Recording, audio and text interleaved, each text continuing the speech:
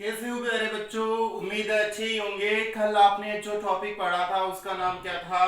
पुष्पी पादपों में जल का कौन सा पाठ था वो? कौन सा पाठ था? भ्रूण कोश का निर्माण। तीनों प्रकार के आपने भ्रूण कोश देखे थे वहां पे।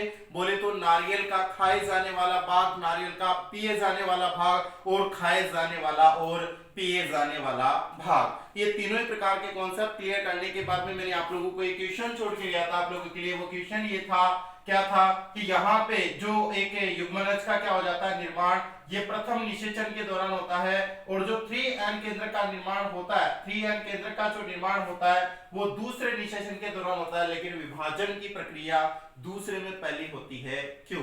क्योंकि यहाँ पे इसका आंसर जाता है, यह एक अनुकूलता है। यह क्या है? एक अनुकूलता, एडेप्शन है। भाई अपन समझदार लोग तो इतना तो जानते होंगे भारतीय लोग कि जैसे मान लो बारात आती है तो आने के बाद में भोजन तैयार करते हैं उनका, कि पहले तैयार करते हैं? मिठाइयां बाद में बनाने बैठते हैं, पहले बनाने बैठते हैं। यानी पहले बनाने का मतलब होता है जब उसको वृद्धि करनी है, उसको विभाजन करना होता है, काम शुरू होने से पहले तैयारियां करनी पड़ती है। यानी किसी भी चीज जैसे युग्मनज निर्माण के अपने या युग्मक निर्माण की प्रक्रिया में नहीं पढ़ा, युग्मक निर्माण की प्रक्रिया में। युग्मक निर्माण की प्रक्रिया के 3 स्टेप थे, आपको बताता हूं। पहला कौन सा था? पहला था गुणन अवस्था। पहला कौन सा था? गुणन अवस्था। दूसरा कौन सा था? वृद्धि अवस्था। कौन सा अवस्था था बेटा? वृद्धि अवस्था। और तीसरा कौन सा था? तीसरा यहाँ पे क्या था? परिपक्वन अवस्था। परिपक्वन अवस्था। जीवन में भी यही अवस्थाएं होती है। किसी के जीवन में, जैसे अपनी की भी बात कर लो, अपने जैसे युग्मनज बनेगा तो युग्मनज क्या करेगा? गुणन करके क्या करेगा? गुणन करके बड़ा होगा, संख्यात्मक रूप से वृद्धि होगी, वृद्धि और विकास। और वृद्धि करने के लिए आपको क्या क्या होना पड़ता है? यानी संख्यात्मक रूप से बढ़ना, वृद्धि करने के लिए किसकी आवश्यकता होती है? पोषण की। यानी इस स्टेप में कोई भी वृद्धि करता है जीव तो उसके लिए क्या चाहिए? पोषण चाहिए भाई। क्या चाहिए? पोषण चाहिए, भोजन चाहिए। अरे भाई मम्मी भोजन नहीं देती है, खाना नहीं देती है तो आप बड़े हो सकते हो क्या? मम्मी दूध नहीं पिलाती है। माँ का दूध पोषण का, शिशु का प्रथम आहार माँ का दूध। और यहां से क्वेश्चन भी उठता है ना, एक कोलेस्ट्रॉल और कोलेस्ट्रम वाला। पता है क्या आप लोगों को कि माँ का प्रथम स्तन्य दूध क्या कहलाता है? खीस कहलाता है। क्या बोलते हैं उसे? कोलेस्ट्रम बोलते हैं। यहाँ दो कॉन्सेप्ट चलते हैं, एक तो चलता है कोलेस्ट्रॉल, कोलेस्ट्रॉल चलता है कोलेस्ट्रॉल, एक होता है कोलेस्ट्रम। मिलते जुलते शब्द है ना, कोलेस्ट्रम। कोलेस्ट्रम और कोलेस्ट्रॉल। कोलेस्ट्रम और कोलेस्ट्रॉल में क्या फर्क है? कोलेस्ट्रॉल तो होता है रक्त में। किसमें होता है बेटा? रक्त में। और कोलेस्ट्रम किसमें होता है? दुग्ध में। किसमें होता है? दुग्ध में। ये भी वसाजन्य, दोनों ही वसाजन्य पदार्थ है। आप लोगों को ये पता होना चाहिए कि देखो याद रखने का तरीका, जिसमें मैं आ रहा है ना वो तो होता है किसमें? मिल्क में। किसमें होता है? मिल्क में होता है। जिसमें कोलेस्ट्रॉल, यहां तक है मैं आ रहा है वो तो किसमें? मिल्क में। और जिसमें ला आ रहा है वो क्या होता है? लाल। और लाल क्या होता है? रक्त होता है। तो डायरेक्टली ट्रिक तरीके से आप लोग याद रख सकते हो कोलेस्ट्रॉल और कोलेस्ट्रॉल। और जब जब क्वेश्चन पूछा जाता है ना इनसे रिलेटेड तो दोनों एक साथ देते हैं। कंपटीशन एग्जाम किस लिए होता है? स्लिप करवाने के लिए। तो आप लोगों को यार इजीली तरीके से बच्चा स्लिप हो जाता है, यार कोलेस्ट्रॉल था या कोलेस्ट्रम था। बल्कि इसका कॉन्सेप्ट क्लियर है, ट्रिकली तरीके से याद है कि मैं वाला मिल्क, मिल्क के बोले तो दूध। यानी मैं तो कोलेस्ट्रम तो किस में रहेगा? दूध में रहेगा। वैसे ही कोलेस्ट्रॉल, कोलेस्ट्रॉल का मतलब लाल, लाल की क्या रहेगा? रक्त रहेगा। तो वो इजीली तरीके से इसको फाइंड आउट कर पाता है, यानी पहचान पाता है। तो यहां पे मेरा कहना यह था कि एक अनुकूलता थी कि युग्मनज को आगे वृद्धि करने के लिए, उसके विकास के लिए, डेवलपमेंट के लिए, उसकी संतति कंप्लीटली बनाने के लिए, उसे शरीर बनाने के लिए उसको क्या चाहिए? न्यूट्रिशन चाहिए या न्यूट्रिशन चाहिए, यानी पोषण उसको चाहिए ही चाहिए। तो वो पोषण लेगा। अब होता क्या है कि यहाँ पे लिख देते हैं आगे, जैसे भ्रूण विकास की अगर बात करें, भ्रूण विकास, भ्रूण विकास की बात करें तो भ्रूण विकास में क्या करेगी? ये जो कोशिका होगी, ये जो कोशिका होगी ये क्या करेगी? विभाजन करेगी, अनुप्रस्थ रूप से विभाजन करेगी। और अनुप्रस्थ रूप से विभाजन करेगी तो आपको ये पता होना चाहिए कि जो निभाग की ओर, निभाग जो वाला भाग होता है, इसके जो शीर्ष कोशिका दो कोशिकाओं में विभाजित होगी, एक तो ये वाली कोशिका और एक ये वाली कोशिका। ये कोशिका किधर होगी? बीजांड द्वार की तरफ, बीजांड द्वार की तरफ। और ये कोशिका किधर होगी, निभाग की तरफ। थोड़ा सा मैंने जो डायग्राम बनाया था वो इस तरीके से बनाया था, नेचुरल तरीके से एक प्रारूपिक पुष्प का देखा जाए तो इस तरीके का देखने को मिल जाता है। जैसे मैं बनाता हूं आप लोगों को, जैसे ये अंडाशय है, तो अंडाशय के भी प्रकार से एक अलग से टॉपिक बना दूंगा तो आप लोगों को कोई दिक्कत नहीं होगी। यहाँ पे जैसे इस तरीके से यहाँ पे ये वाला अध्यावरण वाला सीन हो गया, ठीक है, ये अध्यावरण वाला सीन हो गया आपके, ये अध्यावरण वाला, यानी ये बीजांड है। अब इसमें बीजांड क्या है, उल्टा है, ठीक है ना, ये वाला इस तरीके से उल्टा है, मतलब जैसे वो उल्टा था और ये क्या है, उल्टा है, यानी इसका बीजांड द्वार किधर है, इस तरफ है। तो ये वाली इस वाली सिचुएशंस में अगर मान लो कि ये अगर होता है तो यहाँ पे क्या रहते हैं, जैसे मान लो कि भ्रूणपोष तो कंप्लीटली तरीके से यह तैयार है ही है, जैसे मान लो कि ये किसको इंडिकेशन कर रहा है, भ्रूणपोष को। तो अब अगर इस कोशिका को देखा जाता है तो आधारी भाग, ठीक है ना, ये जो आधारी भाग रहता है ये तो इसका रहेगा, जैसे मान लो कि ये कोशिका होगी, किधर है, ये बीजांड द्वार की तरफ, किधर है ये, बीजांड द्वार की तरफ, बीजांड द्वार वाली जो कोशिका रहती है ये क्या कहलाएगी, आधारी कोशिका, आधारी कोशिका कहलाएगी, जो आधार नीचे की तरफ, और ये जो होती है ये किधर होगी, निभागी कोशिका, निभागीय जो कोशिका होगी, ठीक है ना, या निभागीय तरफ होगी, वो कौन सी हो जाएगी, निभागीय तरफ होगी, वो कौन सी हो जाएगी, शीर्ष कोशिका, कौन सी हो जाएगी, शीर्ष कोशिका का काम करेगी, कोशिका का काम करेगी। और यही आगे चल करके क्या करेगी, ये जो कोशिका, एक कोशिका बड़ी ऊपर रह जाएगी और नीचे वाली कोशिका इस तरीके से, ये तो मैंने बताया एक प्रारूपिक पुष्प का, ये क्या करेगी, निलंबक का निर्माण करेगी, और निलंबक से फिर नीचे क्या होगा, इस तरीके से, मतलब पहले चतुर्थांश का, फिर 8 कोशिकीय, ठीक है ना, फिर 8 कोशिकीय में 16 कोशिकीय हो जाएगी, जैसे मान लो कि 2 से क्या होगी, 4 से क्या होगी, 8 से 16, तो 8 बाहर वाली और 8 अंदर वाली, बाहर वाली बाह्य त्वचा का निर्माण और अंदर वाली किसका करेगी, अंतर त्वचा का निर्माण। इस तरीके से भ्रूण की पोजीशन क्या हो जाएगी, गोलाकार, कैसे हो जाएगी बेटा, गोलाकार हो जाएगी, गोलाकार के बाद भी क्या हो जाएगी, हृदयाकार हो जाएगी। जैसे हृदयाकार में कैसे होगी, सिंपल तरीके से इसको उल्टा करके मैं बता रहा हूं, हकीकत में रियल पोजीशन ये नहीं रहती है, लेकिन आप लोगों को समझ में आ जाए, थोड़ा सा इसका निलंबक बना देता हूं, ये निलंबक हो गया, और यहाँ पे इस तरीके से ये क्या हो जाएगी, ये हृदयाकार भ्रूण का क्या हो जाएगा, निर्माण हो जाएगा, इस तरीके से, जैसे हृदय के आकार का सा ये क्या हो जाएगा, हृदयाकार भ्रूण का निर्माण हो गया, ये इस तरीके से हृदय के शेप में, हृदय होता है ना, बीच में से खांच होती है, ये हृदयाकार भ्रूण का निर्माण हो जाएगा।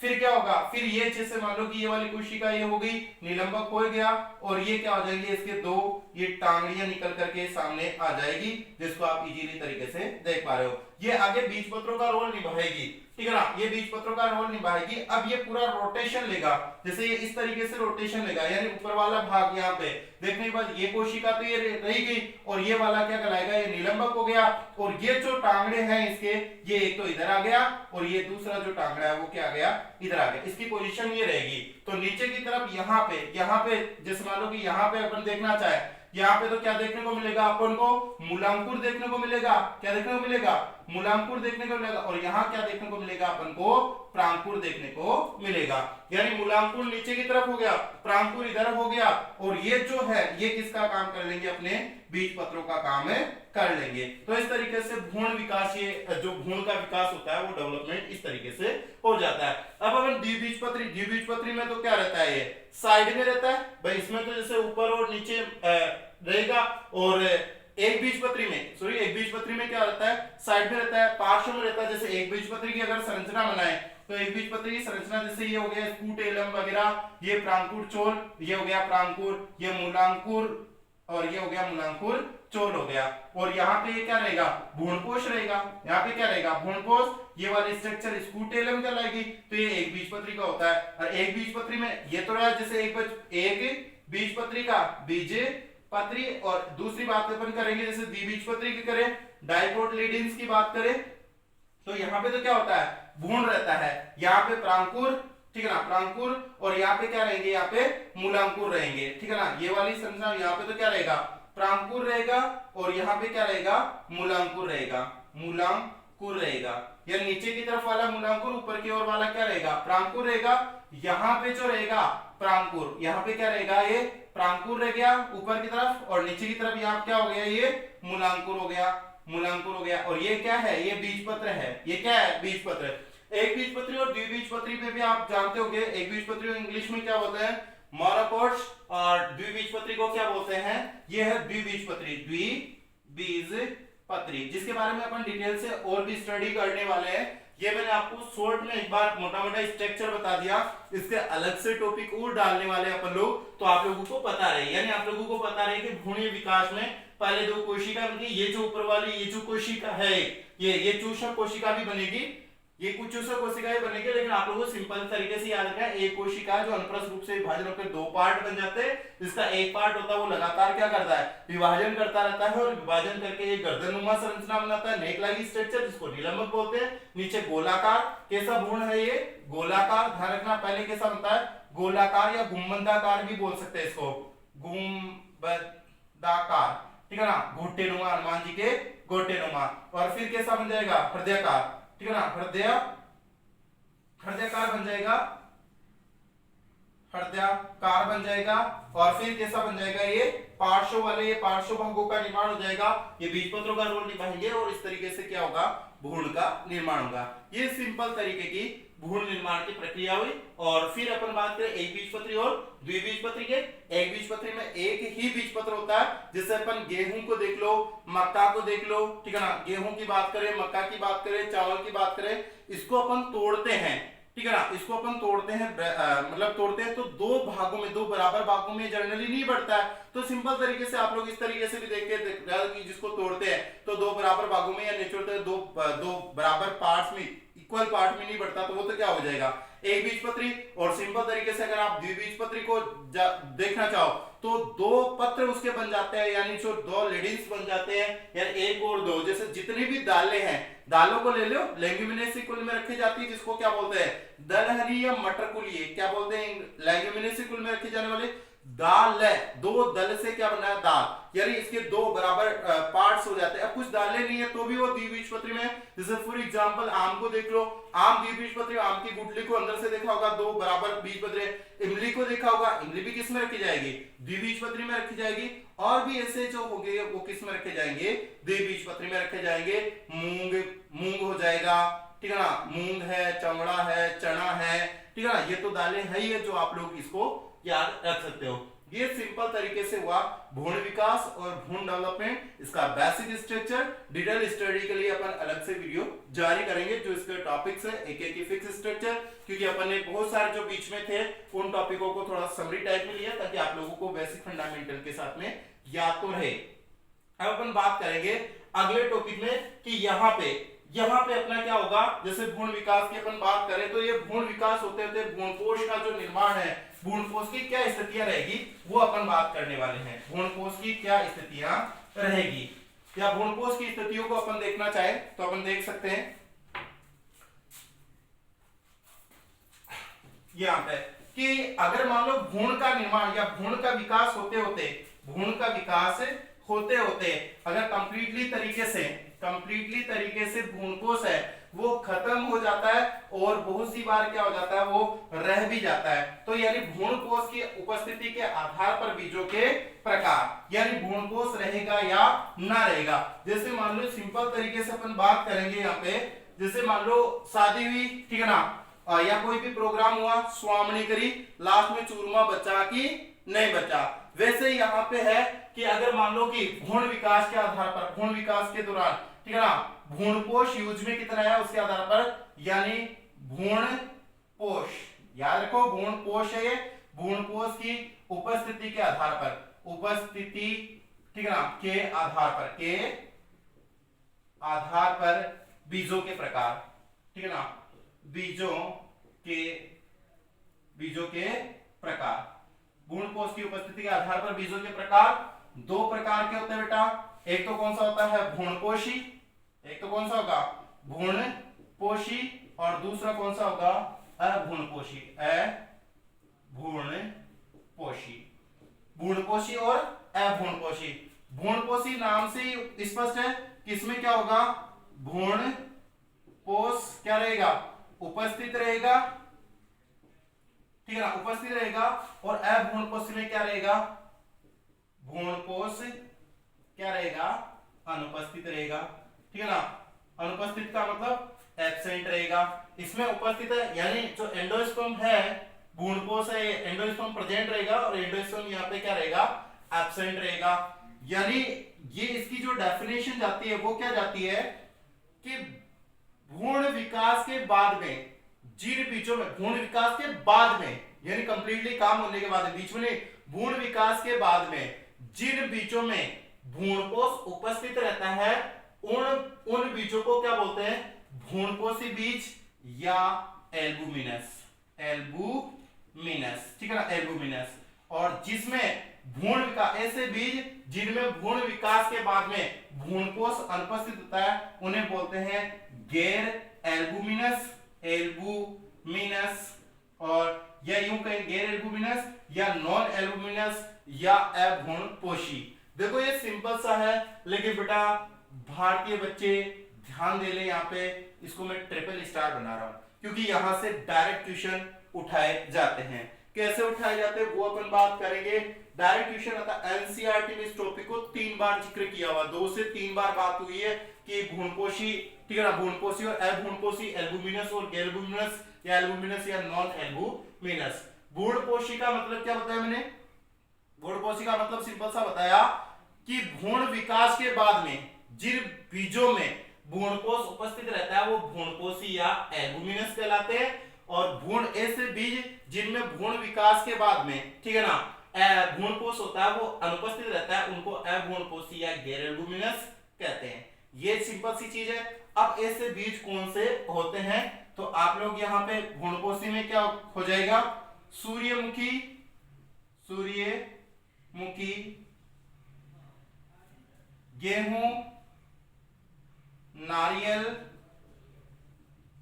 नारियल, ठीक है ना, मक्का, मक्का लिख देता हूं, मक्का, मक्का, नारियल, ये तो कौन से हो जाएंगे, भ्रूणपोषी। और ये हो जाएंगे अभ्रूणपोषी। इनके एग्जांपल लिख देता हूं, मटर, मूंगफली और सेब, ठीक है ना, मटर, मूंगफली और सेब, ठीक है ना। तो यहां आपको याद रखने की जरूरत नहीं है, एनसीईआरटी के अकॉर्डिंग एग्जांपल दिए क्योंकि एनसीईआरटी वाले एग्जांपल ही एग्जाम में बार बार पूछे जाते हैं या कंपटीशन एग्जाम में बार बार इन्हीं से घुमा करके पूछा जाता है। ये भी अगर आपको याद नहीं रहते क्योंकि आपके सिलेबस में बहुत सारे एग्जांपल है, तो डायरेक्ट इसकी जो ट्रिक है वो ट्रिक क्या है, सूरज तू गम ना कर, सूरज तू गए मैं ना कर, सूरज तू गम ना कर, क्यों, अपने पास क्या है, पैसे। जैसे मान लो आपको पार्टी करनी है, तो पार्टी करनी है, दो होते हैं, जो सूरज फ्रेंड है तो सूरज क्या, सूरज तू गम ना कर, क्योंकि अपने पास में पॉकेट में क्या है, पैसे हैं, यानी अपने पॉकेट में क्या है, पैसे हैं, यानी भ्रूणपोष है। यानी जिसके पास भ्रूणपोष है उसको टेंशन है क्या, नहीं है, वो क्या कहेगा, सूरज तू गम ना कर, सूरज तू गम ना कर, क्योंकि अपने पास में क्या है, पैसे हैं। और जिसके मान लो कि अगर जिसके पास पैसे नहीं होते हैं उसके लिए ट्रिक क्या है, मम्मी से मिलेगा पोषण, मम्मी से या मामू से मिलेगा पोषण, मामू से मिलेगा पोषण या मम्मी से मिलेगा पोषण, क्योंकि खुद के पास तो क्या नहीं है, पैसे नहीं है भाई, खुद के पास तो पैसे नहीं है क्योंकि वो क्या है, अभ्रूणपोषी। तो पोषण किससे मिलता है, मम्मी से। वैसे याद मी से तो कुछ होता नहीं है, तो मटर और मूंगफली से सेब हो जाएगा, मटर, मूंगफली और सेब। तो इनसे इनमें क्या होते हैं, इनके बीजों में भ्रूणपोष नहीं होते हैं। तो ये सिंपल तरीके का क्वेश्चन था। अगर आप लोग फिर भी इस क्वेश्चन को नहीं कर पा रहे हो तो आपकी मूर्खता साबित होगी, क्योंकि ये बहुत इजी तरीके का क्वेश्चन है। या तो डायरेक्ट पूछा जाता है निम्न में से कौन सा भ्रूणपोषी है, ठीक है, और निम्न में से कौन सा अभ्रूणपोषी है। तो आप लोग इसका क्या ले लो, स्क्रीनशॉट।